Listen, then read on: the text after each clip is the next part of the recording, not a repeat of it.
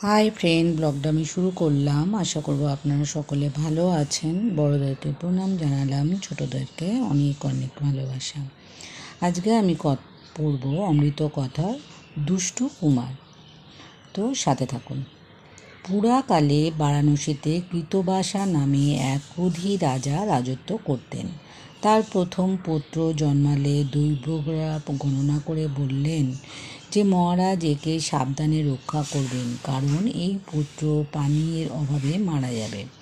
রাজা সেই পুত্রের নাম রাখলেন দুষ্টু কুমার এবং দৈবজ্ঞদের কথা স্মরণ রেখে রাজানগরের চতুর্দ্বার নানা জায়গায় পুষ্করিণী খনন করে রাখলেন।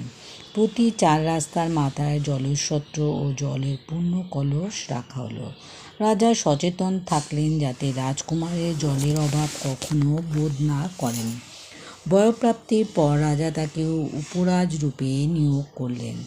রাজকার্যের বহু বিষয়ে দুষ্টু কুমার কৃতিত্বের সঙ্গে পরিচালনাও করতেন, কিন্তু তিনিও পিতার মতো ক্রোধী স্বভাবের ছিলেন।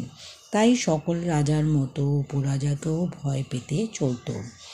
একদিন উপরাজা দুষ্টু কুমারের হাতির পিঠে আরোহণ করে বিচিত্র ভূষণে সজ্জিত হয়ে একাকী রাজ উদ্যানের দিকে রওনা হলেন। এই সময় পথে একজন প্রত্যেক বুদ্ধকে দেখতে পেলেন। তার চারদিকে বহু লোক, কেউ তাকে প্রণাম করছিল, কেউ তার গুণগান করছিল, কেউ বা তাকে দূর থেকে প্রণামরত ছিল।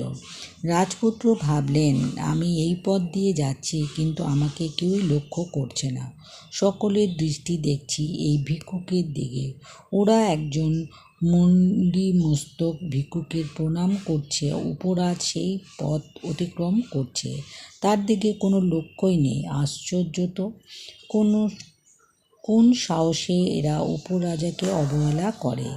এই সব ভাবতে ভাবতে উপরাজ দুষ্টকুমারের মনে অহংকার ক্রোধরূপে প্রকাশিত হলো। তিনি হাতির পিঠ থেকে নেমে প্রত্যেক বুদ্ধের কাছে এসে দাঁড়ালেন। বললেন, হে ভিক্ষু, তুমি ভিক্ষার জন্য এখানে উপস্থিত হয়েছ, তা ভিক্ষা লাভ হয়েছে কি? প্রত্যেক বুদ্ধ শান্তস্বরে উত্তর দিলেন, হ্যাঁ কুমার, ভিক্ষা লাভ হয়েছে। তার শান্ত মুখমণ্ডল ও গলাস্বর শুনে দুষ্টু কুমারের ক্রোধ আরও বৃদ্ধি পেল। তিনি এক ঝটকায় প্রত্যেক বুদ্ধের হাত থেকে ভিক্ষাপাত্রটি ছিনিয়ে নিলেন। এই পর্যন্ত হয়তো ঠিক ছিল, কিন্তু উপরাজ হয়ে সে স্থিরতার প্রয়োজন তা তার ছিল না। তাই ভিক্ষুর ভিক্ষাপাত্র নিজ হাতে তুলে নিয়ে সমস্ত ভিক্ষালব্ধ দ্রব্য মাটিতে ফেলে দিলেন। তারপর তা পা দিয়ে ছড়িয়ে দিতে শুরু করলেন। সমস্ত ভিক্ষালব্ধ বস্তু পদাঘাতে চূর্ণ বিচূর্ণ করেও যেন দুষ্টু কুমারের শান্তি হলো না। ভিক্ষাপাত্রটিকে মাটিতে ফেলে টুকরো টুকরো করে দিলেন।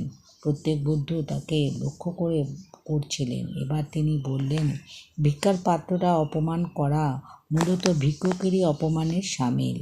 এই ব্যক্তির দেখছি স্থির বুদ্ধির একান্তই অভাব। আহা, এই জীব নিজ কর্মের জন্য বিনষ্ট হলো। এই বলে প্রত্যেক বুদ্ধ কেবল দুষ্টকুমারের চোখের দিকে দৃষ্টিপাত করলেন মাত্র। তার স্থির দৃষ্টি দেখে দুষ্টকুমারের ক্রোধ প্রশমিত হওয়ার পরিবর্তে আরও বৃদ্ধি পেল। উপরাজ চিৎকার করে বলে উঠলেন, কি দেখছো ভিক্ষু? আমার দিকে তাকিয়ে চিনতে অসুবিধা হচ্ছে? আমি মহারাজ কৃতবাসার পুত্র, আমার নাম দুষ্টু কুমার। তুমি ভিক্ষু ক্রোধ হয়ে আমার দিকে দৃষ্টিপাত করে কোন অমঙ্গলের সাধন করবে? আমার অনিষ্ট চিন্তা মনেও আনবে না। দুষ্ট কুমারের কথা শেষ হওয়ার মাত্রই প্রত্যেক বুদ্ধ আকাশ মার্গে বিচরণ করতে লাগলেন। তারপর শূন্যগামী হয়ে আকাশে ভেসে হিমবন্ত প্রদেশের নিচে নন্দ নামে পর্বতের এক গুহায় ঢুকে পড়লেন। যেই তিনি অন্তর্হিত হলেন, অমনি দুষ্টকুমারের সমস্ত শরীরে অগ্নির মতো প্রদাহ শুরু হলো। তিনি পুড়ে গেলাম বলে চিৎকার করতে শুরু করলেন। তার সমস্ত শরীর সত্যি দগ্ধ হওয়ার চিহ্ন প্রকাশ পেল। অঙ্গদহনের জ্বালা ও তার সঙ্গে কণ্ঠ শুকিয়ে পিপাসা। তার জলে যাওয়া কেউ দেখতে পাচ্ছিল না, কিন্তু পিপাসার তীব্রতা বুঝে তাকে জল দিতে গিয়ে সকলে অবাক হলো। রাজ্যের সকল জলাশয়গুলি থেকে, এমনকি নর্দমা থেকে জল বাষ্প হয়ে উঠে গেছে। মৃত্যুর আগে এক ফোঁটা জলও পেলেন না দুষ্ট কুমার। যেখানে ভিক্ষা পাত্র নষ্ট করা হয়েছিল, সেই স্থানে মৃত্যু হলো উপরাজের। তার মৃত্যুর সঙ্গে সঙ্গে মাটি দুভাগ হয়ে নরকে গমনের পথ দৃশ্যমান হলো। ক্রোধে বিনষ্ট হলো দুষ্ট কুমার। ভিডিওটা ভালো লাগলে লাইক করবেন, শেয়ার করবেন, সাবস্ক্রাইব করবেন, সাথে থাকবেন, পাশে থাকবেন।